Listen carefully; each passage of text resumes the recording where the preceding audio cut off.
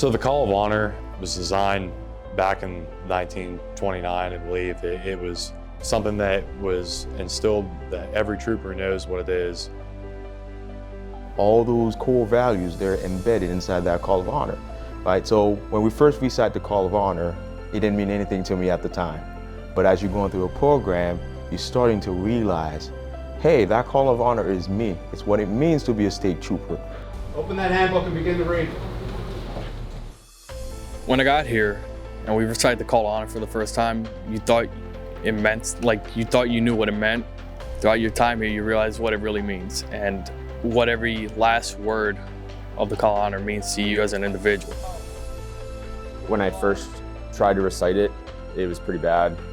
I don't think anyone in the class was able to memorize it and recite it. And for that reason, the instructors didn't even want us saying it as a class because it was so bad. Through studying and through time, we would get a lot better at that, and we would actually learn what it actually means, and not just to say the words, but to actually believe them and understand what they mean.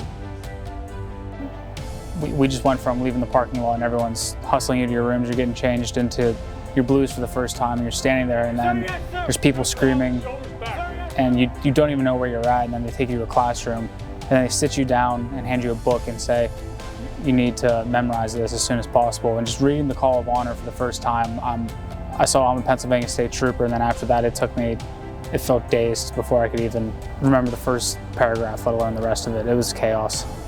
As you go through training, you really start to embody those words and they start meaning something to you.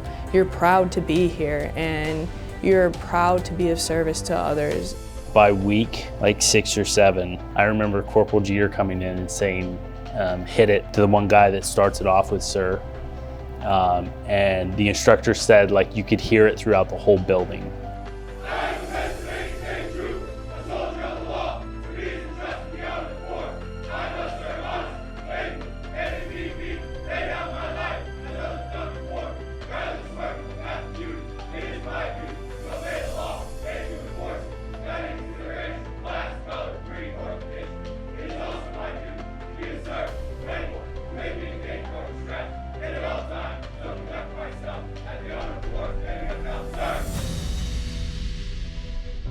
What integrity means for me, my personal opinion, is like you doing the right thing even when nobody else is looking. Integrity is doing the right thing when nobody is watching. Being that guy that's willing to stay late for something, or like something, even though nobody's gonna get credit for it, like it takes the extra work, but having the integrity to do it. Before I came here, I thought I knew what integrity meant. I thought I had a basic understanding of it, but then as I got here and I got up the hill for the first time, you start to realize, you start to think to yourself rather, well, what does integrity really mean? I would say like from now to the beginning of this program, it was still similar in a way. It just brought more of it out and really challenged me to like hold to that. Something I think of like integrity is like, you know, when we go for extra police training on the parade field, you know, somebody's pen falls out, having the integrity to grab it for them and bring it back to them, and not just leave it there and leave them to fend for themselves. For me, that's an example of integrity. You're showing that I'm doing what you're asking me to do, I'm doing the right thing, and at the end of the day, that's what we're here for, to do the right thing for everybody. Like integrity and honor, I feel like kind of run side by side. That's what honor really is. It's doing what's right when nobody's watching, in my opinion. That's where I can see where honor kind of fell in my life.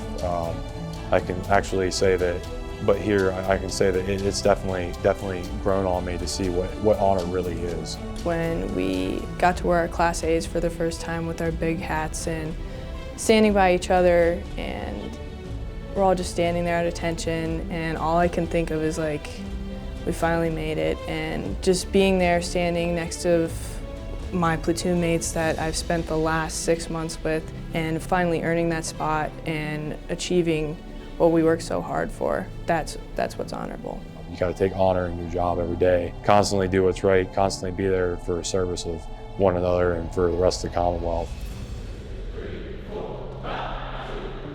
You know, coming through the academy here, the definition that had of courage in my head was that somebody who's strong mentally, you know, who can go through all this training, it doesn't faze them.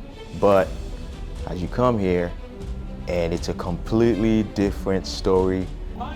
I've learned now that courage can be just putting yourself in a situation you're not used to. I never thought walking down a hallway would take courage, because you just hear absolute chaos coming from the other end, and it's just like taking a moment and be like, all right, I got to get somewhere. We might as well get it over with and move on from there.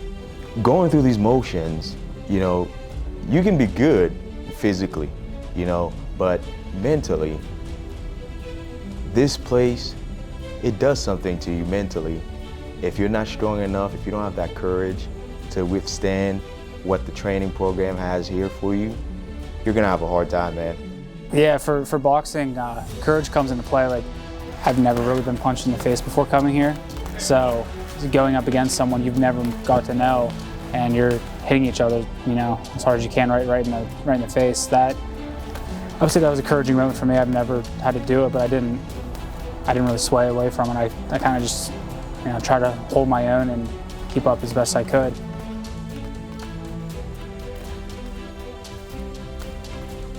So the definition of trust to me is being able to rely on someone else when you need them. So when it comes to trust, I mean, it comes back into like falling back on your fellow cadets. I mean, this place can be tiring. It's 26 weeks of grueling training. You know, here at the academy, it's team effort to get through this academy. You know, anyone who thinks you can do it by yourself, you will struggle. There, you gotta trust that one another is gonna be there to help, and they may very well may save your life one day. And that's the whole thing. Like, we're all gonna be wearing gray here soon. My brothers and sisters in gray, I'm gonna trust them just like I trust all my fellow cadets here. And I think that the bond from that really kind of paints the picture that in this job, and also while you're here at the academy, you really need to trust your brothers and sisters to help guide you through difficult times. When it comes to duty, you have a more obligation, a responsibility. So the way I put it, right, the way I put it is like, I'm here. This whole job is my duty. My student leader, as an example, Darwin, the runs are tough, and you can tell when he's getting tired, but he just keeps pushing. You can stop and walk if you want, but he just keeps pushing. He leads the path, and it's funny because you just want to keep pushing yourself because you want to keep up, and you want to try to motivate him and motivate the rest of your platoon the best way you can. Even right now, our current student leader, he still goes around and still asks, hey, you guys good? Still part of your duty, you know? Still part of even us as cadets. We go around asking each other, you know, if we know we're struggling in something, hey buddy, what do you need help with? And nobody's gonna shame you for asking for help, anything like that. Honestly, the duty of protecting and serving your community and having that sense of accomplishment of protecting the people that you're sworn to protect at the end of the day, that to me is important, and your duty, your moral obligation of doing good for them. To me, service plays a role here in the academy, just as it would when you're out in the field. Well, the foundation for service starts here. The foundation for everything starts here. And showing acts of service and receiving acts of service really gets you in that mindset about what a trooper is like all about. But here specifically, we learn about service by doing just like the little things. Pay attention to the little things. We help each other out. You know, we're serving each other every day in the chow hall line. I think that is kind of like the building blocks of helping people that maybe haven't had to serve others before. Every day, 3 meals a day, we're serving each other.